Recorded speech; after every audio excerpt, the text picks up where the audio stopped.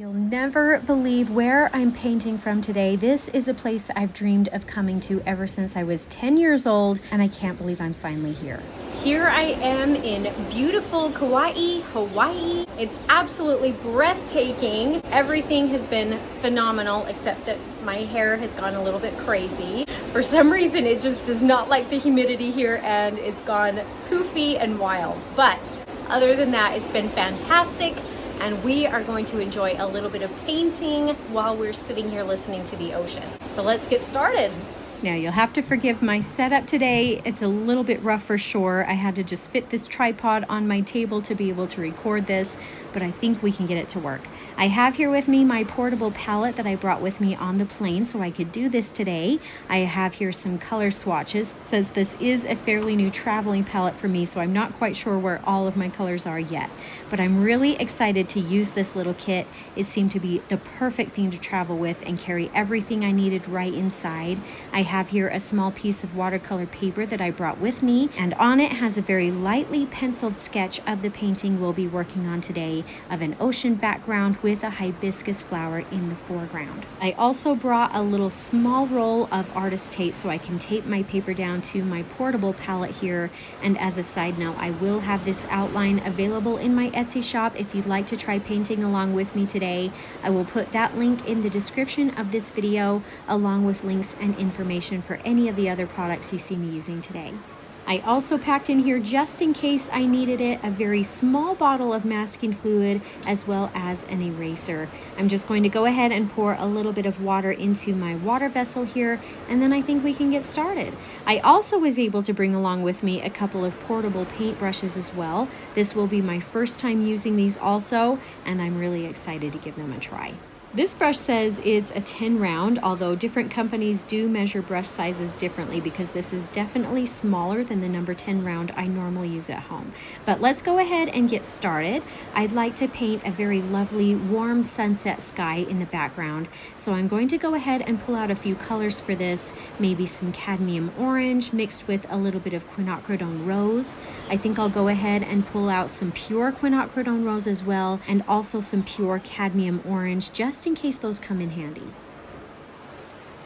Okay, good enough. Let's get started. I'm going to go ahead and take some water now and paint in a fluffy looking sky area, just using this water first, and then we can begin adding in the color afterwards.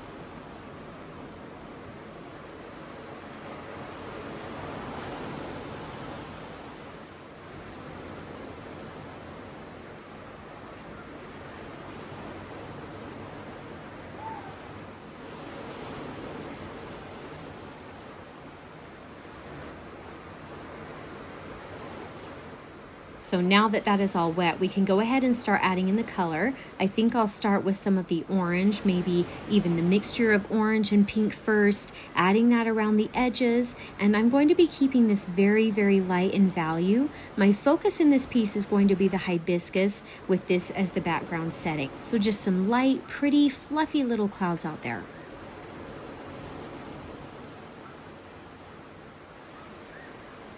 Okay, I think we can start adding in a few slightly more intense colors. So I might pull in some of that pure quinacridone rose, maybe some more concentrated cadmium orange, just whatever we want to try.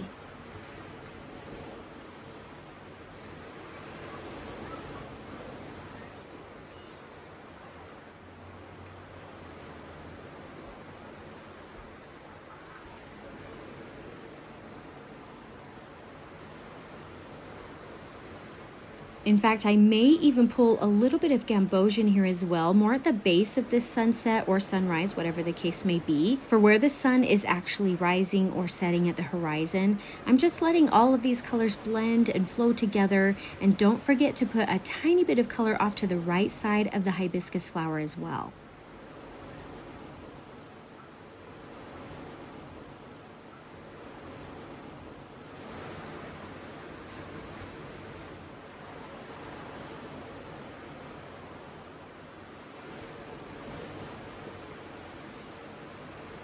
All right, I think that is good enough for our sky area. Let's let that sit and dry a minute, but while we wait, we'll go ahead and pull out some green colors for the leaves for the hibiscus next and just paint those in.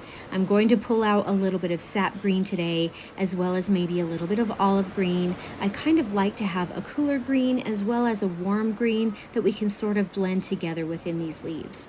I think I'll start these off by trying a little bit of light or watered down olive green on the leaf first, and then while that is still wet, I'll take a touch of the sap green and I'm just dabbing in a few areas of that color, still allowing some of the olive green to show through as well.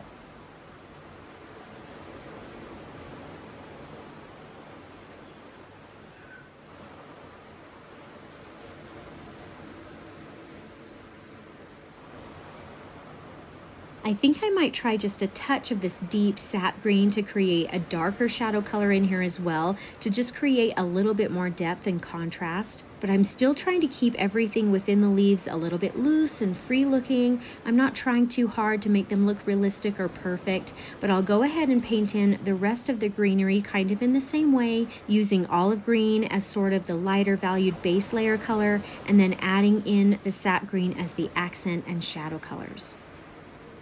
I hope you are enjoying the tutorial so far. This is really fun for me to share a little bit of my Hawaiian experience with you. My stay here has been everything I've been dreaming and hoping it would be, and then some.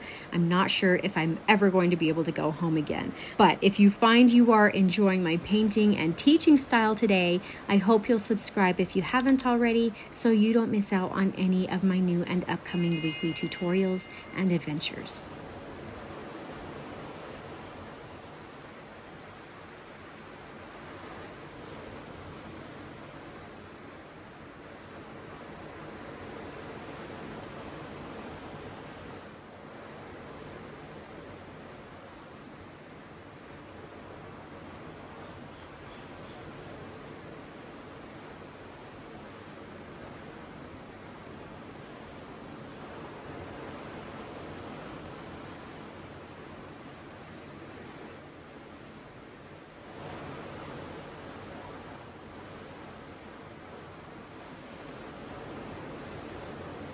Now that I have the bottom leaves all finished, I'll go ahead and paint in the greenery up at the top of the flower as well. I think my sky is dry enough that we can do this without them blurring together, but I'm going to try to make these values just slightly darker up above so they do stand out over that sky.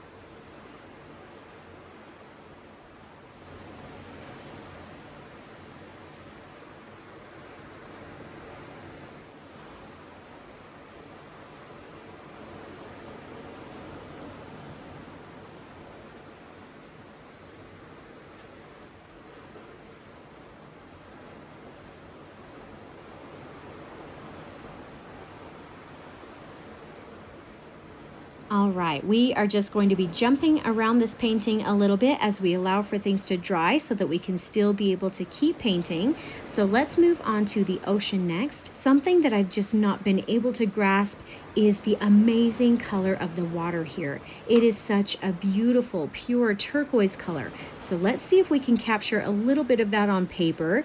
I'm going to switch over to a larger round brush just to help fill in the space a little bit quicker. And then I'm going to try pulling out some cobalt teal color as well as some phthalo blue.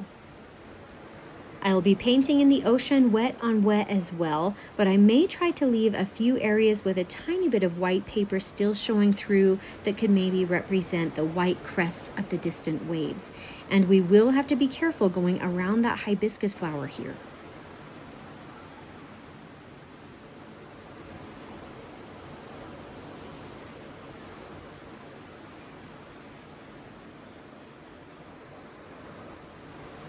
Okay, now that this is all wet, let's go ahead and start adding in our color. I'll begin with the Cobalt Teal right up at the top, and then maybe add in the Phthalo Blue as a darker shadow accent, blending that into the Cobalt Teal. I'm going to try to keep the darker colors closest to that horizon line, and then let the colors gently fade out or lighten in value as we get farther down.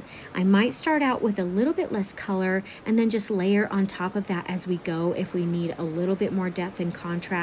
As long as the area is still wet, you can kind of keep playing around with it, but once as it starts to dry, you'll probably want to just leave things how they are. Something that has been interesting painting this piece today, though, is realizing how much humidity in the air can affect a watercolor painting, especially if you're painting outdoors. I live in a very dry climate, so my watercolor paintings tend to dry out fairly quickly. I have to paint fast or use a lot of water, but I'm finding that as I paint today, the humidity in the air is keeping my painting wet a little bit longer, and it's really not drying out very fast. In fact, my paints are even softer in my palette. It's just been a very different experience. It's also been fun too because all of the elements in this piece are things that I feel like totally represent my stay here in Hawaii. I've seen beautiful sunrises and sunsets, gorgeous turquoise waves, and the hibiscus flowers are absolutely everywhere. Of course, I do believe the yellow hibiscus is the state flower as well, which is also fun. I'm not going to be painting this one yellow today, but I might have to try that sometime. But I did do an ocean beach painting just a couple of weeks ago that was super fun and turned out so pretty. So if you're needing something quick and simple and yet stunning to paint, you definitely need to go back and try that one. Okay, I don't want to mess around with that too much. Again, my focus is not going to be on the background, so I don't need a ton of details in there. I'm really wanting the hibiscus flower to be the focus today. So let's go ahead and pull out a few colors on our tray for the flower. I really want the color of this flower to be cohesive with the other colors that I have going on in here. So I'm going to pull out a little bit more of that Quinacridone rose and blend it with a little bit of cadmium orange. Once again, this is going to be the lighter base layer for the hibiscus petals, but then we're also going to want to have a darker, more concentrated color for the shadows in here as well. So I may pull out some alizarin crimson and mix that with a touch of cadmium orange. It seems like my ocean might still be a little bit wet for that, so we'll start this flower on the opposite side of that while we wait for that to finish drying. So we're going to be painting the hibiscus flower wet on wet, so I'll begin with a little bit of water first, and then take the lighter, slightly more watered down pink-orange color and begin placing that into the petal. I'm really going to focus this color around the edges of the petal, as well as maybe a few vein lines through the center part of the petal, and just let all that blend together. Because I'm adding all of this in while everything is still wet, it's just going to give us a really nice, soft look. Now to add in a touch of shadow, let's take that darker alizarin crimson with the cadmium orange and add that into the petal a little bit. Again, kind of focusing this mostly around the edges at the very inner part of the flower closest to where the stamen shoots out from, with maybe a few strips within the center part of the petal as well.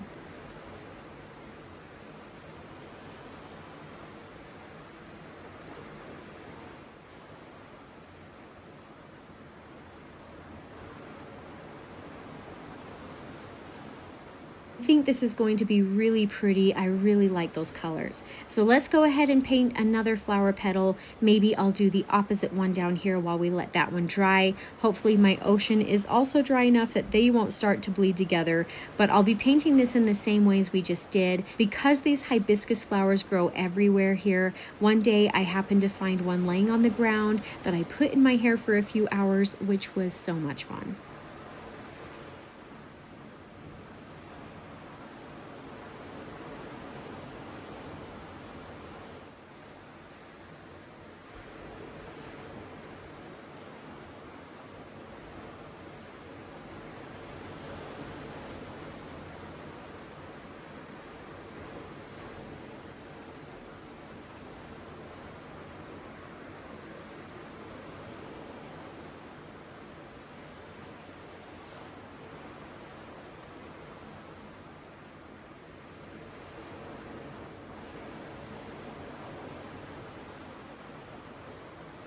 Okay, now like I say, this is taking a little bit longer to dry than I was expecting, so I actually had to pause the camera just for a minute and come back to it.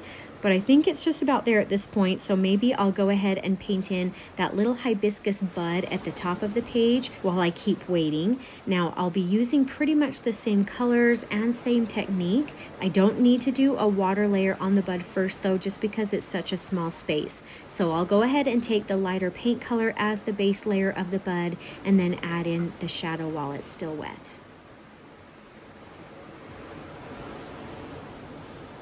Okay, I'm going to go ahead and give the last two flower petals a try now, again painting them in the same way that we've been doing. As a little side note, while we're working on these, if you've been enjoying listening to the sound of the ocean as we've been painting today, I'm just going to shout out a little reminder that I do have a soothing soundscapes channel that I started just a few months ago, where I record and put in beautiful nature scenes along with nature sounds. And I do have a few ocean videos right from Hawaii that are brand new on that channel if you'd like to go check them out or listen to them while you paint or meditate or sleep, just whatever. I'll leave a link for that in the description of this video.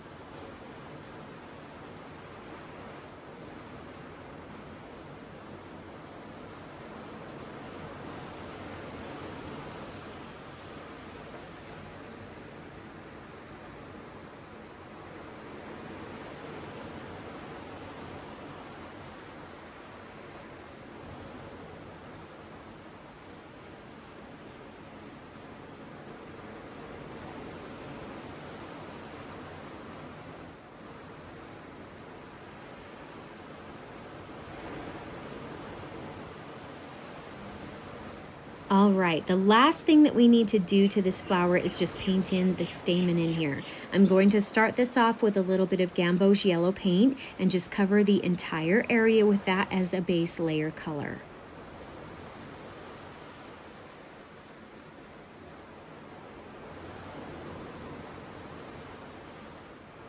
Then I'll take some cadmium orange or maybe some of that alizarin crimson and begin adding a small amount to the center part of the stamen in here, just letting them blend into the gamboge.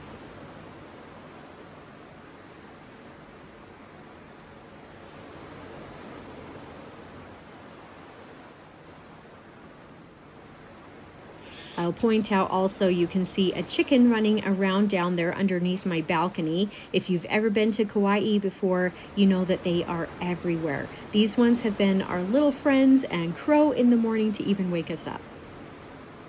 Now this looks pretty good, but as I'm sitting here, I'm realizing that I feel like it still needs a slightly darker color right at the center of the flower to help that stamen stand out a little bit better, as well as create a higher contrast. So what I'm going to do is pull out some of this Quinacridone magenta color and maybe mix it with a little bit of alizarin crimson just to help tie it in. I'll use a slightly more watered down version of this color and paint in some vein lines or creases using the very tip of the brush, either stemming out from the center of the flower or maybe even a few from the outer edges as well. And then after I have those lines in there, I'm going to take a darker, more concentrated amount of this paint color and add in just a little bit more around that area right in the very center of the flower to create that nice contrast I was talking about.